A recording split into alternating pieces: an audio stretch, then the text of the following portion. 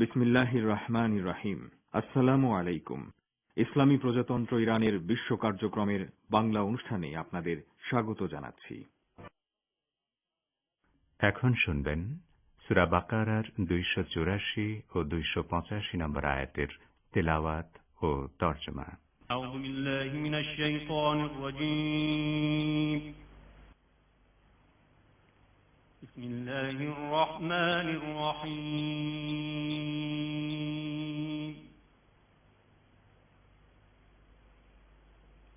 লিল্লাহি মা ফিস সামাওয়াতি ওয়া মা ফিল আরদ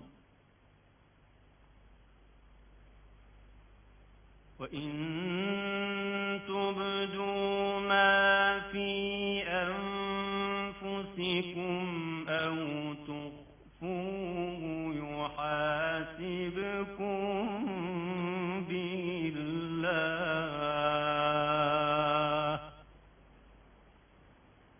ফায়াগফিরু লিমান ইয়াশা'উ ওয়া ইউ'আযযিবু মান ইয়াশা',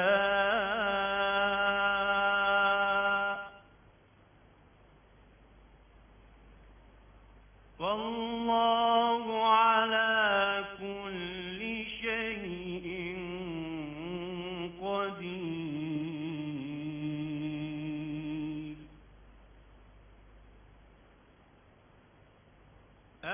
আমানার রাসূলু বিমা উনজিলা ইলাইহি মির রাব্বিহি ওয়াল মুমিনুন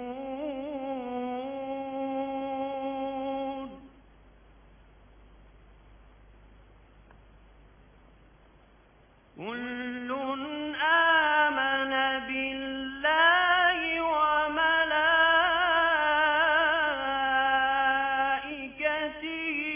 ওয়া কুতুবিহি ওয়া রুসুলিহি কুল্লুন আমানা বিল্লাহি ওয়া মালাইকাতিহি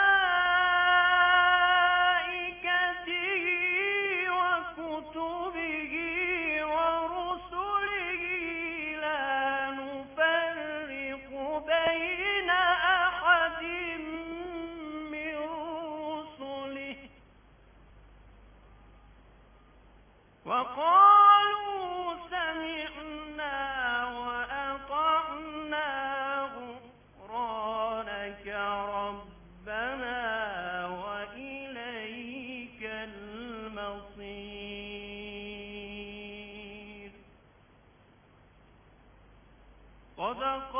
সাদাকাল্লাহুল আলিয়্যুল আযীম। বিসমিল্লাহির রহমানির রহিম। যা কিছু আকাশমণ্ডলীতে রয়েছে আর যা কিছু পৃথিবীতে আছে সবই আল্লাহর। তোমরা তোমাদের মনের কথা প্রকাশ করো বা নাই করো, আল্লাহ তোমাদের কাছ থেকে তার হিসাব নেবেন। তারপর যাকে ইচ্ছা তিনি ক্ষমা করবেন এবং যাকে ইচ্ছা শাস্তি দেবেন। আল্লাহ সকল বিষয়ে সর্বশক্তিমান।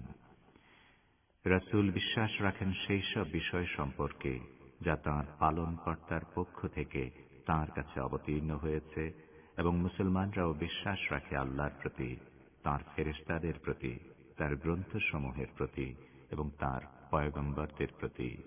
তারা বলে, আমরা তাঁর পয়গম্বরদের মধ্যে কোনো তারতম্য করি না। তারা বলে, আমরা শুনেছি এবং কবুল করেছি। আমরা তোমার ক্ষমা চাই, হে আমাদের পালনকর্তা। তোমারই দিকে প্রত্যাবর্তন করতে হবে। সাদাকাল্লাহুল আলিয়্যুল আযীম। শ্রোতা বন্ধুরা, অর্থসহ পবিত্র কোরআনের তেলাওয়াত শুনলেন। আজ সোমবার 26 এপ্রিল, 13 বৈশাখ এবং ফার্সি 6 উর্দুবেহেশত।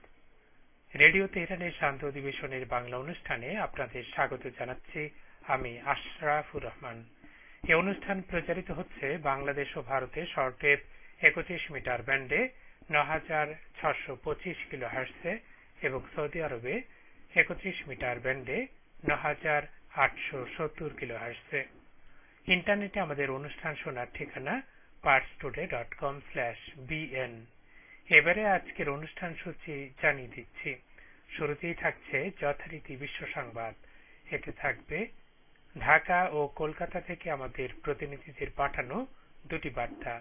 এরপর সংবাদ বিশ্লেষণমূলক অনুষ্ঠান দৃষ্টিপাতে থাকবে জাকার্তায় মিয়ানমার বিষয়ক আসিয়ানের শীর্ষ বৈঠকে 5টি বিষয়ে সমঝোতা এবং ভারত সরবরাহ করতে অস্বীকার করায় করোনা ভাইরাসের ভ্যাকসিন পেতে চীনের কাছে বাংলাদেশের ধর্ণা সম্পর্কে আলাদা দুটি প্রতিবেদন।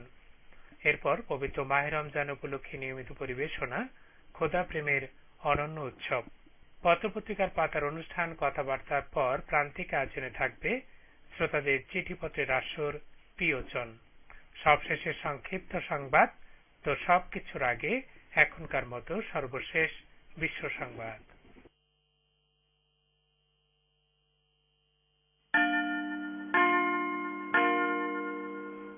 রেডিও তেহরান, শুরু হচ্ছে বিশ্ব সংবাদ।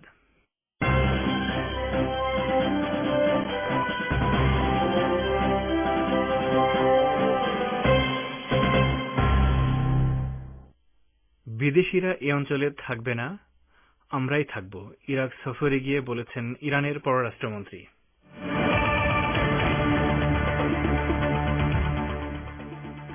ইহুদিবাদী ইসরায়েলকে সহজে ছেড়ে দেওয়া হবে না, ইরানি সেনাপ্রধান জেনারেল বাকেরির কড়া মন্তব্য।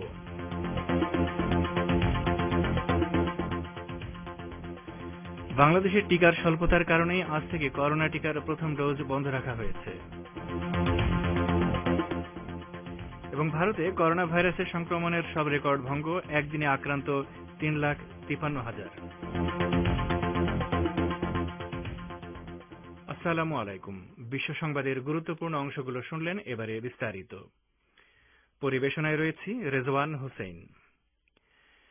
ইসলামী প্রজাতন্ত্র ইরানের পররাষ্ট্রমন্ত্রী মোহাম্মদ জাওয়াদ জারিফ বলেছেন, মার্কিন যুক্তরাষ্ট্র যুক্তি ও ন্যায়ের পথে ফিরে আসবে বলে আশা করছি। তিনি আজ ইরাকের রাজধানী বাগদাদে সেদেশের পররাষ্ট্রমন্ত্রী ফুয়াদ হোসেনের সঙ্গে বৈঠকে একথা বলেন। জারিফ আরও বলেন, আমেরিকা যুক্তিপূর্ণ নীতির ভিত্তিতে পরমাণু সমঝোতায় ফিরবে বলে আশা করা যায়। আমেরিকা পরমাণু সমঝোতা বাস্তবায়ন করলে সত্যতা যাচাইয়ের পর তেহরানও পরমাণু প্রতিশ্রুতিতে ফিরবে। ইরানের পররাষ্ট্রমন্ত্রী ইরাক পৌঁছে সেদেশের আল খাতিব হাসপাতালে অগ্নিকাণ্ডের ঘটনায় ইরাকি সরকার ও জাতির প্রতি শোক ও সমবেদনা প্রকাশ করেন। ইরানের পররাষ্ট্রমন্ত্রী আরও বলেন, পশ্চিম এশিয়ায় ইরাকের গুরুত্বপূর্ণ ও প্রভাবশালী ভূমিকাকে তেহরান স্বাগত জানায়। তেহরান চায় গোটা অঞ্চলের শান্তি ও স্থিতিশীলতা ক্রমেই বাগদাদের ভূমিকা জোরালো হয়ে উঠুক। ইরানের সশস্ত্র বাহিনীর চিফস অব স্টাফের চেয়ারম্যান বলেছেন, মধ্যপ্রাচ্যের প্রতিরোধ আন্দোলনগুলো ইহুদিবাদী ইসরায়েলের বোধ শক্তি জাগ্রত করে দেবে। মেজর জেনারেল মোহাম্মদ বাকেরি রোববার তেহরানে সাংবাদিকদের সঙ্গে আলাপকালে এই হুঁশিয়ারি উচ্চারণ করেন। তিনি বলেন, প্রতিরোধ আন্দোলনগুলো সম্প্রতি যে তৎপরতা দেখিয়েছে এবং সামনের দিনগুলোতে যা করবে তাতে ইসরায়েলের শুভবুদ্ধির উদয় হবে। জেনারেল বাকেরি বলেন, ইহুদিবাদীরা ধরে নিয়েছিল তারা স্থায়ীভাবে সিরিয়ার ভূমিতে হামলার পাশাপাশি বিভিন্ন স্থানে ও সাগরে নিজেদের কুকর্ম চালিয়ে যাবে এবং এর কোনো জবাব পাবে না। তিনি বলেন, গত কয়েকদিনে যেসব পদক্ষেপ নেওয়া হয়েছে এবং সামনেও তাদের স্বার্থে যেসব আঘাত হানা হবে তাতে নিঃসন্দেহে তাদের বোধ শক্তি জাগ্রত হবে। সিরিয়ার একটি ক্ষেপণাস্ত্র ইসরায়েলের সবচেয়ে স্পর্শকাতর সামরিক পরমাণু স্থাপনা দিমোনার 30 কিলোমিটারের মধ্যে আঘাত হানার কয়েকদিন পর জেনারেল বাকেরি এই বক্তব্য দিলেন। এছাড়া শনিবার গাজা ভিত্তিক ফিলিস্তিনি প্রতিরোধ যোদ্ধারা ইসরায়েলকে লক্ষ্য করে প্রায় 40টি রকেট নিক্ষেপ করেন। মার্কিন সেন্ট্রাল কমান্ডের প্রধান জেনারেল কেনেথ ম্যাকেনজি বলেছেন, ইসলামী প্রজাতন্ত্র ইরান হচ্ছে মধ্যপ্রাচ্যের ভয়ঙ্কর সামরিক শক্তির অধিকারী এবং তাদের যে ক্ষেপণাস্ত্র বাহিনী রয়েছে সেটি হচ্ছে মধ্যপ্রাচ্যের সবচেয়ে শক্তিশালী বাহিনী। মার্কিন কংগ্রেসের প্রতিনিধি পরিষদের আর্মড সার্ভিস কমিটির শুনানিতে ইরানের সামরিক শক্তি সম্পর্কে এই স্বীকৃতি দিয়েছেন জেনারেল ম্যাকেনজি। তিনি আরও বলেছেন, ইরান ব্যাপকভাবে ড্রোন ব্যবহার করছে, যার অর্থ হচ্ছে কোরিয়া যুদ্ধের পর এই প্রথম আকাশ শক্তিতে আমেরিকা পূর্ণ কর্তৃত্ব হারিয়েছে। গত বছর ইরাকে মার্কিন সামরিক ঘাঁটিতে ব্যাপকভাবে ক্ষেপণাস্ত্র হামলা চালিয়েছিল ইরান। সেই ক্ষেপণাস্ত্র প্রতিহত করতে পারেনি মার্কিন বাহিনী। এছাড়া ইরানের আকাশসীমায় আমেরিকার কোনো ড্রোন প্রবেশ করলেই তা ভূপাতিত কিংবা অক্ষত অবস্থায় নামিয়ে নিয়েছেন ইরানের সামরিক বিশেষজ্ঞরা। এরপর জেনারেল ম্যাকেনজি এই স্বীকৃতি দিলেন। ইরানের উপ পররাষ্ট্রমন্ত্রী সৈয়দ আব্বাস আরাকচি সতর্ক করে দিয়ে বলেছেন, ভিয়েনা বৈঠকে পাশ্চাত্য যদি সময়ক্ষেপণ করতে বা অন্য কোনো বিষয়কে এই আলোচনার অন্তর্ভুক্ত করতে চায় তাহলে সংলাপ থেকে বেরিয়ে আসবে তেহরান। তিনি রোববার তেহরানে ইরানের সংসদের জাতীয় নিরাপত্তা ও পররাষ্ট্রনীতি বিষয়ক কমিশনের বৈঠকে অংশগ্রহণ শেষে সাংবাদিকদের সঙ্গে আলাপকালে এই সতর্কবাণী উচ্চারণ করেন। অস্ট্রিয়ার রাজধানী ভিয়েনায় চলতি মাসের গোড়ার দিকে পাশ্চাত্যের সঙ্গে পরমাণু সমঝোতা পুনরুজ্জীবনের যে আলোচনা শুরু হয়েছে তাতে ইরানের প্রধান আলোচক হিসেবে দায়িত্ব পালন করছেন আরাকচি। তিনি বলেন, এই মুহূর্তে সংলাপের জন্য সুনির্দিষ্ট কোনো সময়সীমা নির্ধারণ করা সম্ভব নয়, তবে আমরা আলোচনাকে দীর্ঘায়িত করার সুযোগ দেব না। ইরানের সর্বোচ্চ নেতা আয়াতুল্লাহিল উজমা খামেনি সম্প্রতি এক ভাষণে পাশ্চাত্যের সঙ্গে আলোচনাকে দীর্ঘায়িত না করার জন্য ইরানি আলোচক দলের প্রতি নির্দেশ দিয়েছেন। তিনি বলেছেন, আলোচনা থেকে ফল আসুক বা না আসুক, একে দীর্ঘায়িত করা যাবে না। আপনারা বিশ্ব সংবাদ শুনছেন রেডিও তেহরান থেকে, আর প্রচারিত হচ্ছে শর্টওয়েভ 31 মিটার ব্যান্ডে। বাংলাদেশে করোনায় আরো 97 জনের মৃত্যু হয়েছে। আরো জানাচ্ছেন ঢাকা থেকে আমাদের প্রতিনিধি আব্দুর রহমান খান। বাংলাদেশে করোনা সংক্রমণে আরো 97 জনের মৃত্যু হয়েছে, আর নতুন রোগী শনাক্ত হয়েছে 3306 জন। স্বাস্থ্য অধিদপ্তরের নিয়মিত বিজ্ঞপ্তিতে জানানো হয়, আজ সকাল 8টা পর্যন্ত গত 24 ঘন্টায় নমুনা পরীক্ষা হয়েছে 25,786 জনের। নমুনা পরীক্ষার বিবেচনায় রোগী শনাক্তের হার 12.82%। এ পর্যন্ত দেশে মোট 7,48,628 জনের করোনা সংক্রমণ শনাক্ত হয়েছে। এদের মধ্যে মারা গেছেন 11,150 জন। এদিকে টিকার সরবরাহ স্বল্পতার কারণে আজ থেকে টিকাদান কর্মসূচি বন্ধ রাখার সিদ্ধান্ত নিয়েছে সরকার। গতকাল স্বাস্থ্য অধিদপ্তরের সম্প্রসারিত টিকাদান কর্মসূচির line director doctor Mohammad Shamsul Haque স্বাক্ষরিত এক চিঠিতে বলা হয়, আজ থেকে পরবর্তী নির্দেশনা না দেয়া পর্যন্ত করোনার প্রথম ডোজ টিকা দেয়া বন্ধ থাকবে সারা দেশে। প্রথম ডোজের কার্যক্রম বন্ধ করার কারণ উল্লেখ করা না হলেও সংশ্লিষ্ট মহল ধারণা করছেন, ভারত থেকে চুক্তি অনুযায়ী টিকা সরবরাহ না পাওয়ার ফলে টিকা স্বল্পতার কারণেই সরকার এই সিদ্ধান্ত নিয়েছে। এদিকে করোনা ভাইরাস মোকাবেলায় স্বল্প, মাঝারি এবং দীর্ঘমেয়াদী জাতীয় পরিকল্পনা প্রণয়নের নির্দেশনা চেয়ে হাইকোর্টে আজ একটি রিট দায়ের করা হয়েছে। রিটে বলা হয়েছে, স্বাস্থ্য সুরক্ষা এবং জীবন ধারণের অধিকার প্রত্যেকটি মানুষের সংবিধান স্বীকৃত মৌলিক অধিকার। সবাইকে মরণঘাতী ভাইরাসের টিকা দেয়া সরকারের অন্যতম মৌলিক দায়িত্ব।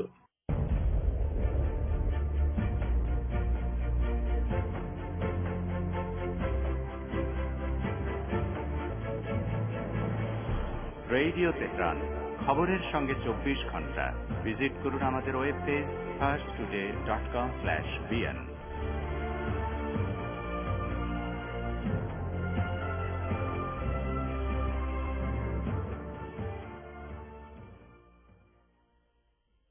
ফিরে আসি বিশ্ব সংবাদে। বাংলাদেশের বিরোধী দল বিএনপি বলছে, মাত্র একটি প্রতিষ্ঠানকে টিকা সংগ্রহের দায়িত্ব দেওয়ার সিদ্ধান্ত ছিল আত্মঘাতী। একটি মাত্র উৎস থেকে ভ্যাকসিন সংগ্রহ করার সিদ্ধান্ত যে আত্মঘাতী হতে পারে সে বিষয়ে বিএনপি বরাবরই সতর্ক করে এসেছে। আজ দুপুরে ভার্চুয়াল সংবাদ সম্মেলনে বিএনপির মহাসচিব মির্জা ফখরুল ইসলাম আলমগীর বলেন, আওয়ামী লীগ সরকার নিজে টিকা আমদানি না করে শুধু আর্থিক স্বার্থ হাসিলের জন্য দলীয় পছন্দমতো চিহ্নিত দুর্নীতিগ্রস্ত প্রতিষ্ঠানকে দায়িত্ব দিয়ে কেবল একটিমাত্র প্রতিষ্ঠান ভারতের সেরাম ইনস্টিটিউটের কাছ থেকে তা সংগ্রহ করতে অগ্রিম মূল্য পরিশোধ করেছে। মির্জা ফখরুল বলেন, এখন ভারত সরকারের রপ্তানি বন্ধের সিদ্ধান্তের কারণে সেরাম ইনস্টিটিউট চুক্তি অনুযায়ী টিকা পাঠাতে অপারগতা জানিয়েছে। বিএনপির মহাসচিবের ভাষ্য, সরকার এখন অন্যান্য দেশের সঙ্গে যোগাযোগ করছে টিকার জন্য, অথচ 1 বছর আগেই বিএনপি এ বিষয়ে প্রস্তাব দিয়েছিল। সরকার জনগণের সঙ্গে প্রতারণা করে সমগ্র জাতিকে চরম স্বাস্থ্য বিপর্যয়ের দিকে ঠেলে দিয়েছে। ভারতে প্রাণঘাতী করোনা ভাইরাসের প্রকোপে একদিনে 3,52,991 জন করোনা আক্রান্ত হয়েছেন। একই সময়ে 2,812 জনের মৃত্যু হয়েছে। বিস্তারিত বলছেন কলকাতা থেকে আব্দুল হাকিম। ভারতে প্রাণঘাতী করোনা ভাইরাসের প্রকোপে একদিনে 3,52,991 জন করোনা আক্রান্ত হয়েছেন। একই সময়ে 2,812 জনের মৃত্যু হয়েছে। এ নিয়ে একটানা 5 দিন ভারতে দৈনিক 3 লাখেরও বেশি মানুষ করোনা আক্রান্ত হয়েছেন। কেন্দ্রীয় স্বাস্থ্য মন্ত্রণালয় সূত্রে প্রকাশ, গতকাল রোববার সকাল 8টা থেকে আজ সোমবার সকাল 8টা পর্যন্ত দেশে 3,52,991 জন করোনা আক্রান্ত হয়েছেন। একই সময়ে 2,812 জন করোনা রোগীর মৃত্যু হয়েছে। বর্তমানে হাসপাতাল অথবা হোম আইসোলেশনে চিকিৎসাধীন রোগীর সংখ্যা বেড়ে হয়েছে 28,13,658 জন, অর্থাৎ 16.25% করোনা রোগী সক্রিয় রয়েছেন। গতকাল রোববার ওই সংখ্যা ছিল 26,82,751 জন। ভারতে সবচেয়ে বেশি করোনা আক্রান্ত হয়েছে মহারাষ্ট্রে। রাজ্যটিতে গত 24 ঘন্টায় 66,191টি নয়া সংক্রমণ এবং একই সময়ে 832 জনের মৃত্যু হয়েছে। দেশে এ পর্যন্ত মোট 14,19,11,223 জনকে করোনা ভ্যাকসিন দেওয়া হয়েছে। পশ্চিমবঙ্গে গত 24 ঘন্টায় 15,889টি নয়া সংক্রমণ হয়েছে। একই সময়ে 57 জনের মৃত্যু হয়েছে। গতকাল নয়া সংক্রমণের সংখ্যা ছিল 14,281। রাজ্যে এ নিয়ে এ পর্যন্ত 10,941 জনের মৃত্যু হয়েছে। বর্তমানে 88,800 জন করোনা রোগী হাসপাতাল অথবা হোম আইসোলেশনে চিকিৎসাধীন আছেন। বলছিলেন আমাদের প্রতিনিধি। এদিকে ইরানের স্বাস্থ্যমন্ত্রী সাইদ নামাকি বলেছেন, করোনা ভাইরাস মোকাবেলায় ভারতকে সহযোগিতা করতে তার দেশ প্রস্তুত রয়েছে। ভারতের স্বাস্থ্যমন্ত্রী হর্ষবর্ধনকে লেখা একটি চিঠিতে তিনি একথা বলেছেন। ইরানের স্বাস্থ্যমন্ত্রী চিঠিতে আরও লিখেছেন, বিশ্বের সব দেশের ঐক্যবদ্ধ প্রচেষ্টা ও পারস্পরিক সহযোগিতা ছাড়া কোভিড-19 মহামারী মোকাবেলা করা সম্ভব নয়। ইরান করোনা মোকাবেলায় ভারতকে প্রযুক্তিগত ও কারিগরি সহায়তার পাশাপাশি প্রয়োজনীয় সরঞ্জাম সরবরাহ করতে প্রস্তুত রয়েছে। তিনি বলেন, ইরান অন্যায় নিষেধাজ্ঞার মধ্যে থাকার পরও নিজস্ব জ্ঞান, প্রযুক্তি এবং শক্তি সামর্থ্য কাজে লাগিয়ে পরিস্থিতি মোকাবেলা করছে। তুলনামূলকভাবে ইরানে ক্ষয়ক্ষতি কম হয়েছে বলে তিনি মন্তব্য করেন। ভারতে করোনা ভাইরাসের সংক্রমণ ও মৃত্যু ব্যাপকভাবে বেড়ে যাওয়ায় পরিস্থিতি মোকাবেলায় দেশটির চিকিৎসা খাত হিমশিম খাচ্ছে। এই পরিস্থিতিতে ইরান তাদের প্রতি সহযোগিতার হাত বাড়িয়ে দেওয়ার প্রস্তাব দিল। আমেরিকাকে অবন্ধুসুলভ দেশগুলোর তালিকায় স্থান দিয়েছে রাশিয়া। রুশ পররাষ্ট্র মন্ত্রণালয়ের মুখপাত্র মারিয়া জাখারোভা রোববার রাতে এই খবর জানিয়েছেন। তিনি বলেছেন, রাশিয়া নিজের বন্ধু নয় এমন দেশগুলোর তালিকা তৈরি করার কাজ শুরু করেছে এবং এই তালিকায় নিঃসন্দেহে আমেরিকার নাম থাকবে। তিনি জানান, যেসব দেশ এই তালিকায় অন্তর্ভুক্ত হবে তারা তাদের কূটনৈতিক প্রতিনিধি দলগুলোতে রুশ নাগরিকদের কাজে লাগাতে পারবে না। রাশিয়ার প্রেসিডেন্ট ভ্লাদিমির পুতিনের নির্দেশে এই তালিকা তৈরি করার কাজ শুরু হয়েছে বলে জানান জাখারোভা। রাশিয়ার সঙ্গে কিছু দেশের বিদ্বেষী আচরণের কারণে এই সিদ্ধান্ত নেওয়া হয়েছে বলে দাবি করেন রুশ পররাষ্ট্র মন্ত্রণালয়ের মুখপাত্র। প্রেসিডেন্ট পুতিন গত শুক্রবার এমন একটি ডিক্রিতে সই করেন, যার ফলে কিছু পশ্চিমা দেশের অবন্ধুসুলভ আচরণের জবাব দিতে রুশ সরকার বাধ্য থাকে। ইয়েমেনের উত্তরাঞ্চলীয় মারিব প্রদেশ মুক্ত করার লড়াইয়ে বড় ধরনের অগ্রগতি অর্জন করেছে হুথি আনসারুল্লাহ আন্দোলনের যোদ্ধারা এবং তাদের সমর্থিত সেনারা। কৌশলগত দিক দিয়ে অত্যন্ত গুরুত্বপূর্ণ প্রদেশ হচ্ছে মারিব এবং পলাতক প্রেসিডেন্ট আবদ রাব্বু মনসুর হাদির অনুগত সর্বশেষ শক্ত ঘাঁটি। শহরটিকে হুথি সমর্থিত যোদ্ধারা পরিপূর্ণভাবে মুক্ত করার চেষ্টা করছে। গতকাল ইয়েমেনের সামরিক বাহিনী মারিব শহরের কেন্দ্রস্থলের কাছাকাছি পৌঁছে যায় এবং উত্তর পশ্চিমে কাসারা যুদ্ধক্ষেত্রের পূর্ণ নিয়ন্ত্রণ গ্রহণ করে। এছাড়া সৌদি নেতৃত্বাধীন আরব জোটের বিমান হামলা সত্ত্বেও পশ্চিমাঞ্চলে তারা অগ্রগতি লাভ করে। গত ফেব্রুয়ারি মাস থেকে হুথি সমর্থিত সামরিক বাহিনীর মারিব প্রদেশকে মুক্ত করার লড়াইয়ে লিপ্ত রয়েছে। তখন থেকে মারিব বড় ধরনের যুদ্ধক্ষেত্রে পরিণত হয়েছে। গত দুদিনের লড়াইয়ে সেখানে 65 জন নিহত হয়। তুরস্কের প্রেসিডেন্টের মুখপাত্র ইব্রাহিম কালিন বলেছেন, আমেরিকা খুব শিগগিরই আমাদের জবাব পাবে, তবে এজন্য তুরস্ক কয়েক মাস পর্যন্ত সময় নিতে পারে বলেও তিনি ইঙ্গিত দিয়েছেন। ওসমানীয় আমলে তুরস্ক আর্মেনীয়দের বিরুদ্ধে গণহত্যা চালিয়েছে বলে মার্কিন প্রেসিডেন্ট জো বাইডেন যে মন্তব্য করেছেন তা প্রত্যাখ্যান করে কলিন বলেন, মার্কিন প্রেসিডেন্টের এমন অবস্থান খুবই লজ্জাজনক। আর এরই সাথে শেষ করছি রেডিও তেহরান থেকে আপাতত বিশ্ব সংবাদ।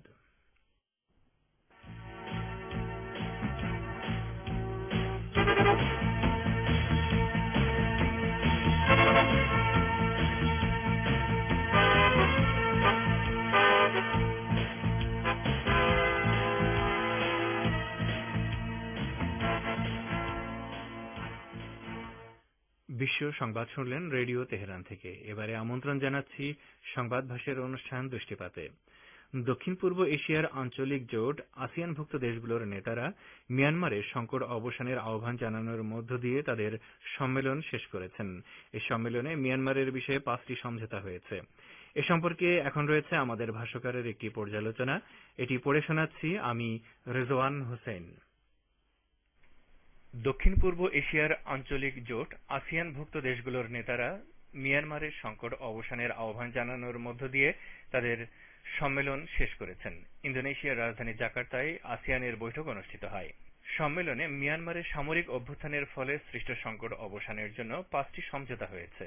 পর্যবেক্ষকরা বলছেন, জাকার্তায় আসিয়ানের শীর্ষ সম্মেলন কয়েকটি দিক থেকে তাৎপর্যপূর্ণ। প্রথমত, মিয়ানমারে চলমান রাজনৈতিক সংকট নিরসনের জন্য ইন্দোনেশিয়া ও মালয়েশিয়ার উদ্যোগে এই সম্মেলন অনুষ্ঠিত হয়েছে। বলা যায়, দক্ষিণ পূর্ব এশিয়ার দরিদ্র এ দেশটির রাজনৈতিক সংকট ও চলমান সহিংসতা কমিয়ে আনার জন্য এটাই প্রথম আন্তর্জাতিক প্রচেষ্টা। দ্বিতীয়ত, জাকার্তা সম্মেলনে মিয়ানমার সেনাবাহিনীর প্রধানও উপস্থিত ছিলেন। মিয়ানমারে সামরিক অভ্যুত্থানের পর জেনারেল মিন অং হ্লাইং এর এটাই প্রথম বিদেশ সফর, যিনি ছিলেন সামরিক অভ্যুত্থানের মূল নায়ক। তৃতীয় বিষয়টি হচ্ছে, আসিয়ানের নেতারা মিয়ানমারের সেনাপ্রধানের সঙ্গে বৈঠকে সেদেশের সংকট অবসানের বিষয়ে 5টি সমঝোতা পৌঁছেছেন। সামরিক সরকারের সঙ্গে বিরোধীদের সংলাপ শুরু, সহিংসতার অবসান, বাইরের ত্রাণ সরবরাহে সহযোগিতা করা, রাজনৈতিক বন্দীদের মুক্তি এবং আসিয়ানে মিয়ানমার সংকট বিষয়ক বিশেষ প্রতিনিধি নির্ধারণ করার বিষয়ে সমঝোতা হয়েছে। চতুর্থ বিষয়টি হচ্ছে, মিয়ানমারের সেনাবাহিনী নির্বাচনে কারচুপির অভিযোগ এনে গত ফেব্রুয়ারিতে অং সান সুচির নেতৃত্বাধীন ন্যাশনাল লীগ ফর ডেমোক্রেসি বা এনএলডি কে ক্ষমতাচ্যুত করে। অভ্যুত্থানের পরপরই সেনাবাহিনী দেশব্যাপী জরুরি অবস্থা ঘোষণা করে এবং এনএলডির বহু নেতা ও তাদের সমর্থক সরকারি কর্মকর্তাকে গ্রেফতার করে। স্বাভাবিকভাবেই দেশব্যাপী সরকার বিরোধী সহিংসতা ছড়িয়ে পড়ে। যাই হোক, আসিয়ান সম্মেলনে এমন সময় মিয়ানমারের বিষয়ে 5টি সমঝোতা হয়েছে যখন সামরিক অভ্যুত্থানের পর ওই দেশটিতে ব্যাপকভাবে সহিংসতা ছড়িয়ে পড়েছে। অন্যদিকে মার্কিন প্রেসিডেন্ট জো বাইডেনও জনপ্রতিনিধিদের হাতে ক্ষমতা ছেড়ে দেওয়ার এবং রাজনৈতিক বন্দীদের মুক্তি দেওয়ার জন্য মিয়ানমারের সামরিক শাসকদের প্রতি আহ্বান জানিয়েছেন। এ অবস্থায় জাকার্তা সম্মেলনে গৃহীত সিদ্ধান্ত রাজনৈতিক উপায়ে মিয়ানমার সংকটের অবসান ঘটাতে সক্ষম হবে বলে আশা করা হচ্ছে।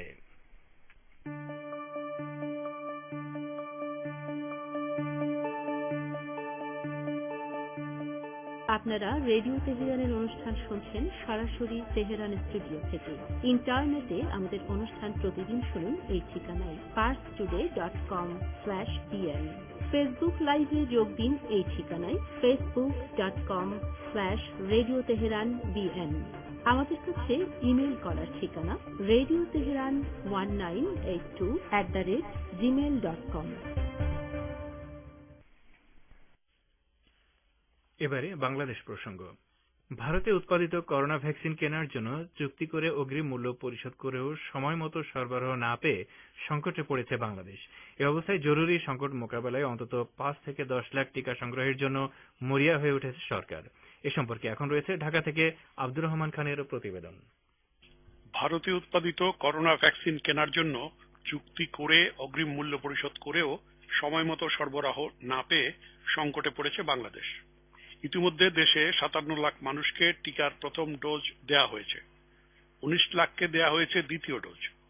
এখন টিকার যে মজুদ আছে তা 15 দিনের মধ্যে ফুরিয়ে যেতে পারে। এর ফলে দ্বিতীয় ডোজ সম্পূর্ণ করাই চ্যালেঞ্জ হয়ে পড়েছে। এরপর বাকিদের জন্য নতুন ডোজ দেবার বিষয়টিও সম্পূর্ণ অনিশ্চিত হয়ে পড়েছে। এ অবস্থায় জরুরি সংকট মোকাবেলায় অন্তত 5 থেকে 10 লাখ টিকা সংগ্রহের জন্য মরিয়া হয়ে উঠেছে সরকার। টিকা কেনার আগ্রহ জানিয়ে বাংলাদেশের স্বাস্থ্যমন্ত্রী জাহিদ মালেক গত শনিবার ঢাকাস্থ চীনা রাষ্ট্রদূত লি জিংমিংকে পত্র পাঠিয়েছেন। পত্রে দুই দেশের টিকার ক্ষেত্রে সম্পর্ক ও সহযোগিতা বাড়ানোর আগ্রহ দেখিয়েছে বাংলাদেশ। ভারত থেকে অক্সফোর্ড অ্যাস্ট্রাজেনেকার টিকা পাওয়ার ক্ষেত্রে অনিশ্চয়তা তৈরি হওয়ার পরই মূলত সরকার চীন থেকে টিকা পাওয়ার চেষ্টা শুরু করল। এর আগে গত বৃহস্পতিবার পররাষ্ট্র মন্ত্রণালয় দক্ষিণ এশিয়ার টিকার জরুরি মজুদ করতে চীনের উদ্যোগে গঠিত একটি ফোরামে যোগ দেবার সম্মতির কথা জানায়। এ প্রসঙ্গে জনস্বাস্থ্য সংগ্রাম পরিষদের আহ্বায়ক ডাক্তার ফাইজুল হাকিম রেডিও তেহরানকে বলেন, করোনা সংক্রমণের শুরু থেকেই সরকার একে গুরুত্ব দেয়নি, পর্যাপ্ত প্রস্তুতি গ্রহণ করেনি। সরকার জনগণকে সম্পৃক্ত করে তাদের উদ্বুদ্ধ করে করোনা মোকাবেলার কৌশল না নিয়ে বরং গত 1 বছর ধরে ব্যস্ত ছিল তাদের দলীয় রাজনৈতিক কর্মসূচি নিয়ে। তারা করোনা সংকটকে কেন্দ্র করে বিশেষ করে মাস্ক, পিপিই, টেস্ট, ত্রাণ বিতরণ এবং ভ্যাকসিন কেনা নিয়ে দুর্নীতিতে যুক্ত হয়ে নির্লজ্জ লুটপাটে নিয়োজিত থেকেছে। ডাক্তার ফাইজুল হাকিম আরো বলেন, দেশের স্বার্থ এবং জনগণের স্বার্থ করোনা বিস্তারকে প্রতিরোধ করার জন্য এখানে ভ্যাকসিন উৎপাদন করা দরকার। দেশে বাইরে থেকে যোগাযোগ করে ভ্যাকসিন আমদানি করার ক্ষেত্রে যে ধরনের কৌশল নেওয়া দরকার ছিল আমরা দেখেছি এখানে ভ্যাকসিন নিয়ে যে ডিপ্লোমেসি হয়েছে, কূটনীতি হয়েছে, সেই ফাঁদে সরকার কিন্তু পান। উল্লেখ্য, চীন গত বছরের সেপ্টেম্বরেই তাদের দেশে উৎপাদিত 2 রকম টিকা পরীক্ষার জন্য বাংলাদেশকে প্রস্তাব দিয়েছিল এবং 5 লাখ ডোজ উপহার হিসেবে দিতে চেয়েছিল। কিন্তু বাংলাদেশ চীনের সে প্রস্তাবে সাড়া না দিয়ে ভারত থেকে অক্সফোর্ড অ্যাস্ট্রাজেনেকার টিকা কেনার জন্য চুক্তিবদ্ধ হয়। ওদিকে করোনা সংক্রমণের বিশ্ব রেকর্ড সৃষ্টিকারী ভারত এখন নিজেদের চাহিদা সামাল দিতে গিয়ে তাদের দেশে উৎপাদিত টিকা বিদেশে রপ্তানি বন্ধ করে দেবার সিদ্ধান্ত নিয়েছে।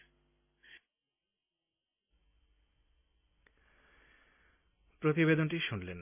আপনারা এই অনুষ্ঠান শুনছেন রেডিও তেহরান থেকে। শ্রোতা বন্ধুরা, এবারে রয়েছে পবিত্র মাহে রমজান উপলক্ষে নিয়মিত পরিবেশনা খোদা